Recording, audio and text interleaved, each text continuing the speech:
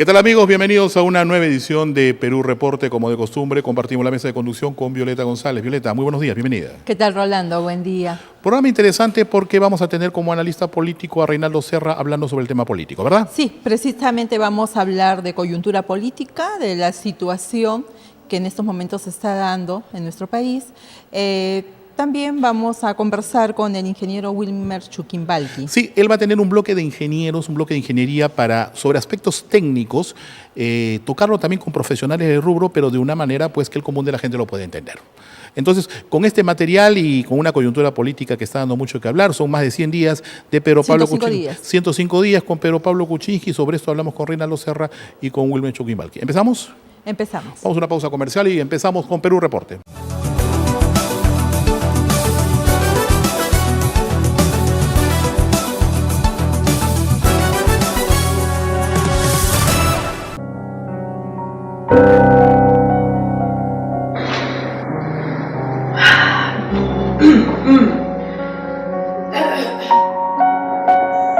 Nicolás, ¿puedo empezar? Sí, pero levanta un poco más la voz, ¿eh? Querido, yo sé perfectamente en qué tono debe ir mi voz. Es igualita a su padre. Por cierto, ¿no te tocaba irte a vivir con él? Sí, mami, es un mes cada uno. No me recuerdes ese día. Hay eventos en mi vida que preferiría que jamás hubiesen sucedido. Pero todo cambia, Karen. Y hoy soy un hombre nuevo. ¿Quién es Paola? Es la novia de mi papá. ¿Te dijo Diego que nos vamos a casar? Para eso has venido, ¿no? Si me dieran a escoger, no me iría de viaje, pero tampoco me quedaría. Me gustaría irme a un lugar donde no pueda verlos, a ninguno de los dos. Dayana. Deseo que seas muy feliz al lado de ella, que te alcance la plata. Los chicos de hoy en día consumen droga y de repente la hija de Karen en algún momento lo debe haber hecho.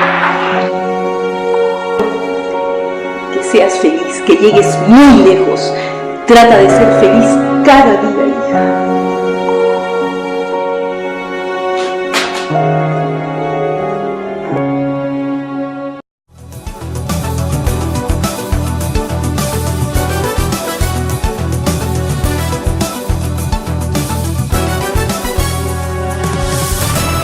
Volvemos con Perú Reporte.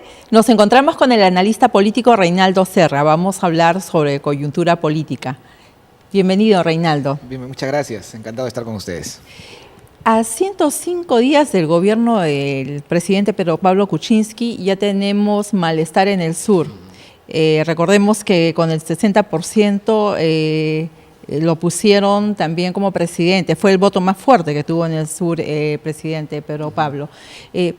¿Qué está pasando? ¿Cómo ves tú esto? ¿Cuál es tu lectura?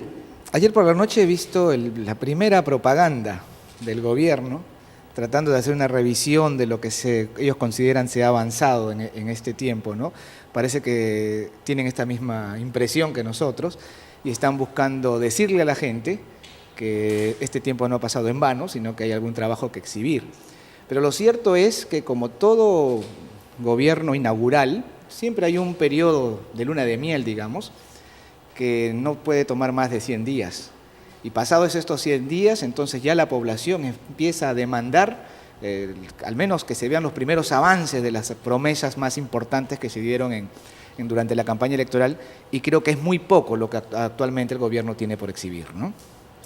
Estamos viendo de que ya se han pronunciado pobladores de Puno y están anunciando para los días 22, 23, 24 una marcha porque dicen que en su mensaje a la nación él había prometido descontaminar el lago Titicaca. El día de hoy me parece que también están en una marcha por el aeropuerto que se había prometido que se iba a construir de Chincheros. Entonces, ante todo eso, si bien es cierto, 105 días estábamos conversando en el previo, no es suficiente, o sea, es un proceso, pero como que vemos una población disconforme, ¿no? Sí, en realidad todo aspirante presidencial debe tener un plan mínimo un plan inmediato para los primeros 100 días. Y fue algo que yo en alguna ocasión, en diferentes medios, previos a la elección final, reclamé por parte de los candidatos que pasaron a la segunda vuelta, ¿no? Un plan mínimo de los primeros 100 días para que casualmente no ocurra lo que ahora le está pasando al gobierno de Kuczynski. Yo creo que estamos frente a uno de los gobiernos políticamente más débiles, que es un tema que podemos hablar un poco más después, pero sobre todo por la ausencia de una base política, de un partido político con un cuerpo de técnicos capaces de asumir un aparato tan grande como es el Estado y echarlo a andar y poner en marcha los planes que tengan por delante. Y yo creo que esa es la gran falencia de este gobierno. Y que, por cierto, no se ve un trabajo de estrategia política. Es que probablemente no la tenga. Y no tiene tampoco a los operadores técnicos y políticos. Claro, estamos viendo que prácticamente en los ministerios, en todos los sectores, se están trabajando con el mismo cuerpo técnico con el que trabajó el gobierno de Ollanta Humala, a pesar de la disconformidad que los propios ministros una y otra vez están dando a conocer respecto a una serie de, no solo de irregularidades que merecen investigación, sino también de deficiencias conforme al desarrollo de los diferentes planes en los diferentes sectores del gobierno. Entonces, pero vemos que este gobierno no tiene el cuerpo técnico necesario para cubrir estas plazas y, bueno, empezar una nueva etapa de gobierno para el país. Ese es un primer factor, creo yo, que le está significando al gobierno de Pedro Pablo Kuczynski avanzar con una lentitud que ya el pueblo empieza a notar y, como es lógico, empieza a demandar, ¿no? Y que, por cierto, ya le está pasando factura. Recuerda que en el primer mes pues habían ya pedido los ministros que se le dé facultades legislativas. Bueno, no está sucediendo nada. Ahora, por otro lado, es preocupante la actitud del presidente, ¿no? Sale a anunciar una cosa o a denunciar algún tema y luego se retracta. Entonces estamos viendo que también hay una debilidad de parte de él, ¿no? Se supone que es el líder, es el representante en quien nosotros podemos, nos sentimos representados, confiados, pero vemos un presidente que siempre está tambaleando. Yo creo que durante la campaña el presidente Pedro Pablo Kuczynski mostró ciertas características de su personalidad, ¿no?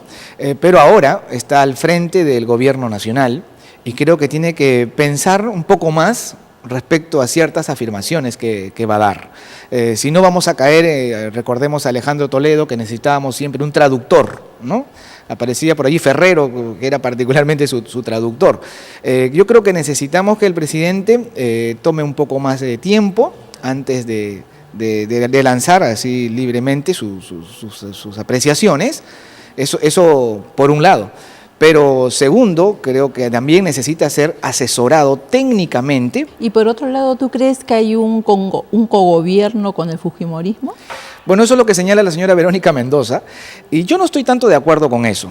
Es verdad que esto es inusual, estas concesiones que se ven por parte del oficialismo con respecto a la fuerza política del fujimorismo, que domina el Congreso de la República, es inusual, es algo extraño para nosotros. Pero mira, yo quiero ver el lado bueno de esto, porque las grandes democracias en el mundo se gobiernan así, se dirigen así, con un poder ejecutivo y un poder legislativo que equilibre.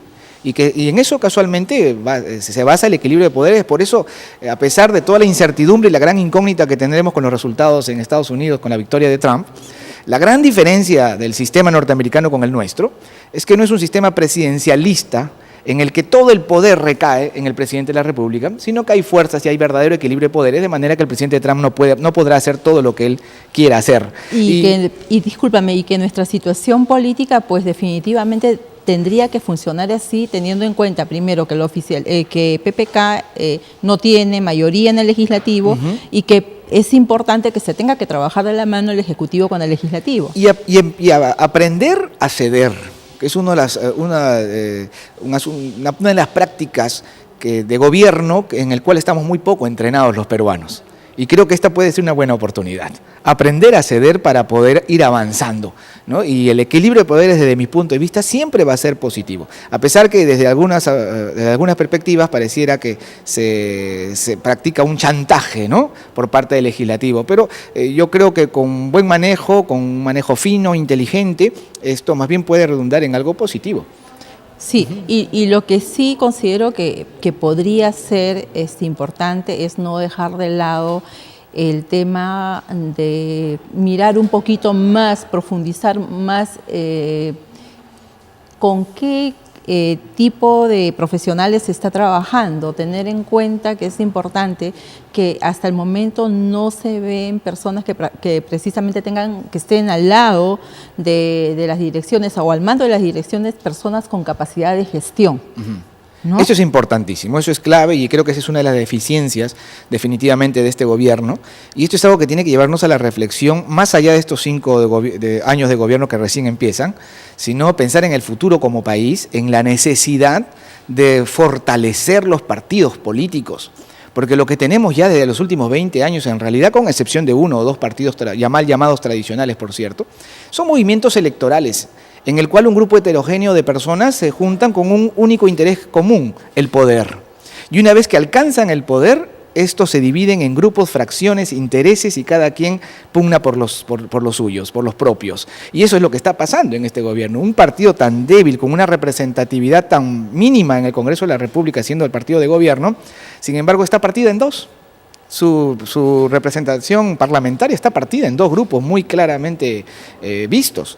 Y esto está pasando sin duda en todos los sectores donde están tratando de acomodarse y tener un poco más de cuota de poder. Y lo que no se vio en el gobierno de Ollanta Humala, ¿no? Muy pronto se está dando todo esto. Está pasando aquí, claro. Pero yo creo que también uno de los problemas acá y que se debe tomar en cuenta es que no tenemos partidos políticos, ¿no? Que es importante ya ir formando las nuevas generaciones, a nuevos representantes políticos, porque tú te imaginas de acá a un mediano o largo plazo quiénes van a ser los que nos van a gobernar. Sí, ese es un tema recurrente, pero lamentablemente lo tratamos cada 5 años. Y yo creo que deberíamos tratarlo de manera sostenida, para buscar los mecanismos democráticos que estén dirigidos a fortalecer los partidos políticos y hacer un magisterio político, una escuela política. Exacto. Y los profesionales, los técnicos se formen también políticamente.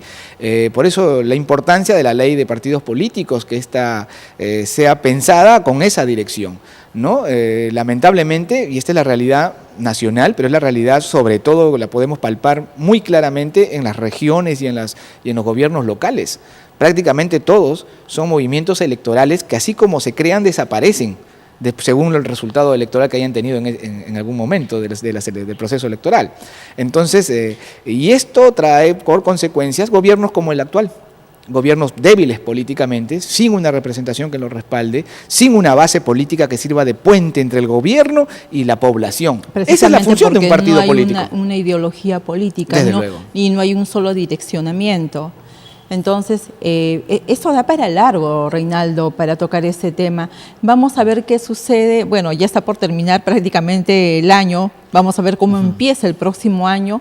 No hay que perderle la pisada, hay que seguir observando y esto queda pendiente en una próxima entrevista para seguir conversando respecto a este tema. Claro que sí, encantado y muchas gracias. Gracias por estar con nosotros. Vamos a una pausa y volvemos con Perú Reporte.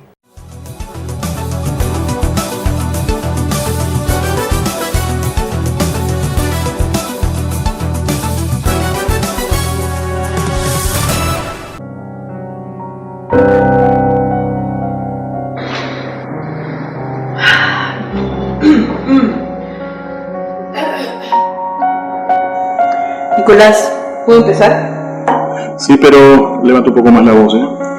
Querido, yo sé perfectamente en qué tono debe ir mi voz. Es igualita a su padre. Por cierto, ¿no te tocaba irte a vivir con él? Sí, mami, es un mes cada uno. No me recuerdes ese día. Hay eventos en mi vida que preferiría que jamás hubiesen sucedido. Ay, pero todo cambia, Karen. Y hoy soy un hombre nuevo. ¿Quién es Paola? Es la novia de mi papá.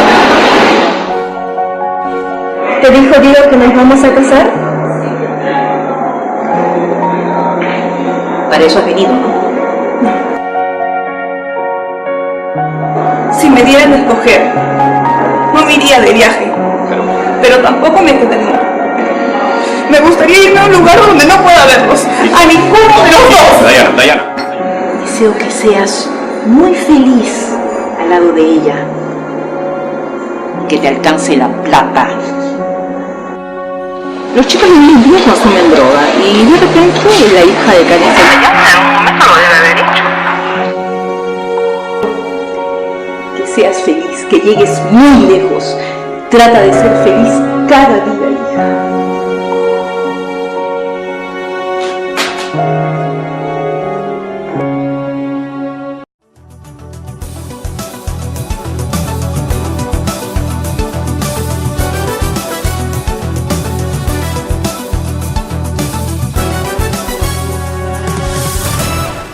Amigos, en este bloque vamos a hablar sobre ingeniería bajo los siguientes criterios. En Perú Reporte, a partir de la próxima semana, vamos a tener un bloque donde los especialistas en la ingeniería de diferentes capítulos de especialidades, van a conversar acerca de temas técnicos, pero con una particularidad. Estos temas técnicos que a veces los ingenieros lo plasman en los medios de comunicación y que son poco entendibles, van a ser manejados con un lenguaje coloquial, entendible, para poder explicarnos, uno, por ejemplo, por qué los gobiernos regionales tienen tan poca capacidad de gasto. Esto naturalmente obedece a la falta de técnicos dentro del espectro laboral. ¿Por qué grandes obras emblemáticas en nuestro país no han sufrido o no han vivido una renovación? Por ejemplo, hace mucho tiempo que vivimos con una vía expresa que, si bien es cierto, es una salida importante a lo que es el tránsito vehicular, hace bastante rato que en Lima necesitamos una nueva vía expresa. Entre otros temas, creo yo, que van a concitar la atención, van a ser manejados de una manera bastante coloquial por alguien que va a estar a cargo de ese bloque, a quien le damos la más cordial bienvenida, incorporándola a la familia de Perú Reporte, no obstante que ya es recurrente entrevistado por nosotros, el ingeniero Wilmer Chuquimbalqui, que es vicepresidente del capítulo de Ingeniería Eléctrica del Colegio de Ingenieros del Perú. Ingeniero, bienvenido a Perú Reporte. Muy buenos días. Gracias, Rolando. Buenos días. Gracias por la invitación. No, al contrario, gracias. Y antes de comentar el bloque que vamos a tener con usted, quisiera que nos cuente un poco el perfil profesional de Wilmer Chuquimbalqui. Háblenos un poco de su perfil profesional. Bien, yo soy ingeniero electricista de profesión, egresado de la Universidad Nacional de Ingeniería. Me dedico a todo lo que es generación de energía, transmisión, distribución, todo el tema energético, específicamente en el tema rural y en el tema local. Si bien es cierto, es una profesión que más se desarrolla fuera de Lima, permite conocer realmente el Perú profundo, cómo está desarrollándose y qué es realmente lo que le falta a nivel energético al país. ¿Qué le falta? Por ejemplo, le falta mayor inversión en el tema de generación. Se ha apostado mucho por el tema de la generación de gas, por ejemplo, ¿no? Pero se ha abandonado el tema de la generación hidroeléctrica. Somos un país hídrico que cuenta con bastantes recursos como para generar energía. A la fecha, aparentemente tenemos un superávit de energía, pero eso es un poco, digamos, engañoso en el sentido de que no es así. Nosotros lo que tenemos sí es una reserva mayor, pero de energía eficiente. El superávit es una generación térmica, o sea, con consumo de diésel. De nada serviría consumir diésel si vamos a elevar los costos de la tarifa. Ahora, vamos por partes. En estos momentos, digamos que no hay las posibilidades y los riesgos que haya una saturación que pueda terminar en que la necesidad de tener mayor energía para la ciudad de Lima, que es una ciudad de 10 millones de habitantes con mucho consumo. No, ahorita tenemos en reservas casi como el 50% de reserva, pero hay que tener claro que esa reserva, la gran mayoría, es a diésel, que ahora le llamamos la reserva fría, quiere decir unas centrales que están paradas, que en el momento que sean llamadas a ingresar al sistema tienen que quemar petróleo. Pero sí tenemos ahorita una energía eficiente, que está conformada por el gas, hidroeléctrica y una que otra térmica, ¿no? ¿Esto obedece a una política energética que ha sido bien llevada en los últimos años? ¿Obedece a que somos un país que produce energía por naturaleza, de acuerdo a las inversiones, a las obras, a las plantas hidroeléctricas que hay? Había un plan energético, digamos, parcial, que se ha ido incrementando en el tiempo. Ahora, con el ingreso del gas del sur, que se está ejecutando, eso va a permitir tener un adicional de energía. Pero no olvidemos una cosa importante, que acá hay varios proyectos mineros que no han ingresado. Por ejemplo, Las Bambas, Tía María, Conga. Cuando digo Las Bambas me refiero, porque Bambas no está al 100%, está en un porcentaje del 50% de ingreso. Entonces, eso, al no ingresar en su momento por temas sociales que ya conocemos, y otros, entonces ha permitido que tengamos aparentemente un superávit de energía, lo cual habría que analizarlo desde el fondo más técnico para ver realmente qué tanto tenemos. Ese es uno de los problemas que se están viendo. El otro tema es, se piensa enviar energía o vender energía a Chile, es un tema también coyuntural en este momento. Pero se está partiendo de que tenemos 50% de energía adicional a lo que tenemos en nuestra reserva. O sea, políticamente no suena bien eso, ¿no? El vender energía a Chile. Desde el punto de vista político no suena, parece que hay todavía un tema que manejar. ¿Técnico? En el punto técnico, mire, el tema técnico se podría decir que ya está en un 99% digamos ya previsto. No se sabe cómo se va a hacer en corriente continua, cuántos kilómetros va a tener la línea. O sea, técnicamente casi está, ha sobrepasado todo lo que se podría pensar como riesgos. El tema viene en el tema político, el tema social. No se olvide que ambos países hay una diferencia, ¿no? Por supuesto. Entonces, eso llevar a una conciliación. El tema regulatorio, por ejemplo, ¿no? ¿Cómo está regulado acá en el país y cómo está en Chile, Ahora, ¿no? otro tema, un poco más urbano, ingeniero, es la cantidad de cables que hay en las calles, esas marañas donde está entrampado el tema del sistema de cable de internet, el sistema de cable de televisión, el sistema de luz, y que parece más que no terminar nunca, cada vez es peor. ¿Qué hacer en esa situación? Ahí lo que se tiene que es regular. Si bien es cierto, ya hay normativas para el tema de seguridad energética, el tema de seguridad eléctrica, lamentablemente las instalaciones de telefónica, por ejemplo, por decir un ejemplo, cable, han usado las mismas estructuras a veces compartidas que la parte eléctrica. Entonces, ¿eso qué ha hecho? Ha saturado las estructuras. Cuando hablo de estructuras me refiero a los postes, ¿no? ¿Y riesgos? Altamente riesgoso. ¿Por qué? Porque es un foco permanente ahí. Imagínense el campo que se produce de la energía indirectamente afecta o induce también al tema de comunicaciones, ¿no? En una ciudad con lluvias mucho más traumáticas de las que tenemos, ¿hubiéramos podido lamentar algunos accidentes? Yo creo que sí. ¿Por qué? Porque son focos permanentes. Si mal recordamos, hace como un mes y medio, en la avenida Bolivia, por sobre una torre de tensión, por falta de mantenimiento fuera de las instalaciones, en la parte externas a los locales, se produjo una sobretensión y malogró y quemó equipos electrónicos.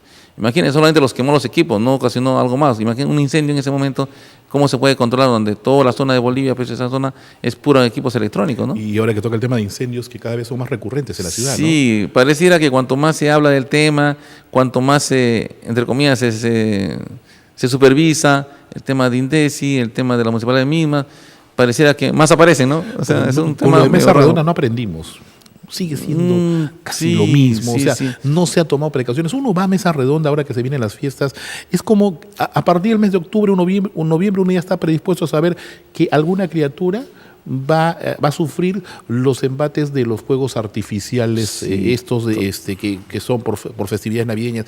Igual en mesa redonda uno llega y parece que ahí no hubiera sufrido la desgracia que sufrió en algún momento, que costó tantas vidas, porque todavía no hay la cultura preventiva necesaria. Sí, yo creo que, bueno, en general los peruanos olvidamos muy rápido las Sí, cosas sí, malas sí, que pasan, ¿no? sí. No solo en el tema de seguridad energética, en todos los medios, ¿no? Ahora, ahí, por ejemplo, pese a que se ha visto el tema ya del incendio, siempre las instalaciones suelen ser clandestinas. O si no, extienden conexiones para ampliar un negocio o alquilar una esquina. ¿Cómo hacer ese para tema. que esto no suceda? ¿Qué hay que hacer? Mira, la supervisión y la inspección permanente, primero, tenía que darse de una manera, quizás no es la palabra correcta, radical, ¿no? Porque a veces uno va, cierran los locales y al día siguiente están funcionando.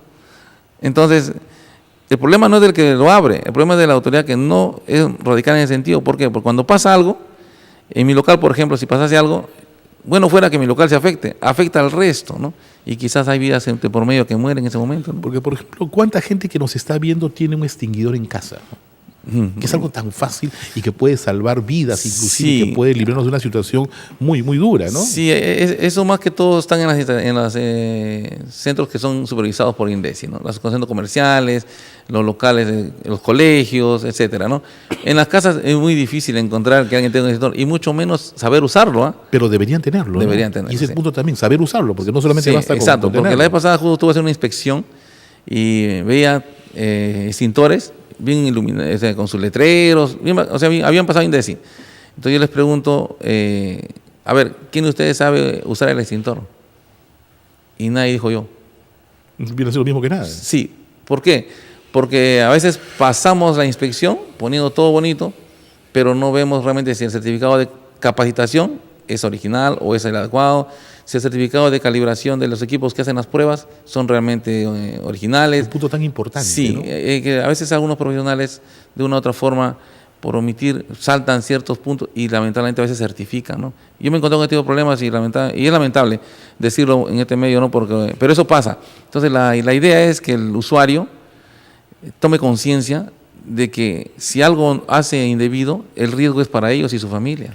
Utilizando este bloque también como una ventana vocacional para la gente joven que nos ve, la situación de los ingenieros de su especialidad en el país, la remuneración, la estabilidad laboral, ¿cómo está el mercado laboral del ingeniero eléctrico en el Perú?